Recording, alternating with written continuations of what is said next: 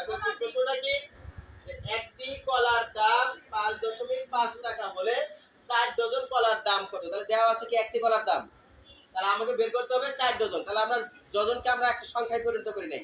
তাহলে আমরা জানি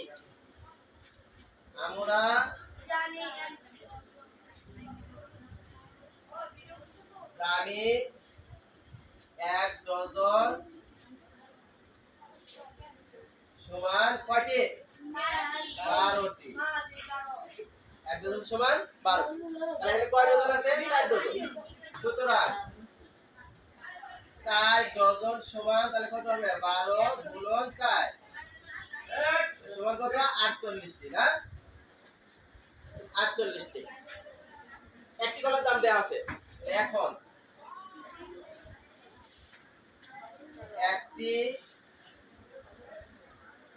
কলার দাম কয় টাকা?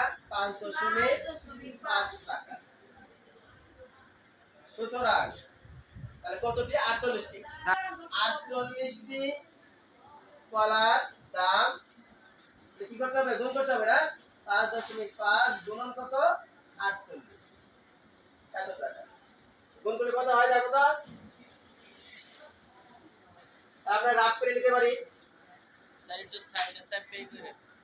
এখানে আমরা রাফ করে নেই। 5.48 গুণন কত? 5.5 দশমিক আমরা পরে চিন্তা করব, মনে করো দশমিক নাই, আগে আমরা গুণ করে নেই। তাহলে 5 × 40 এর 0 হাতের হলো কত? 4 40 44 এক ঘর কাটা। তাহলে এটা তাই হবে 5 × 40 এর 0 44 না?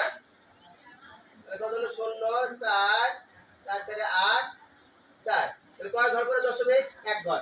তাহলে এক ঘর পরে দশমিক। তাহলে কত হলো? 484 484 এটাই উত্তর।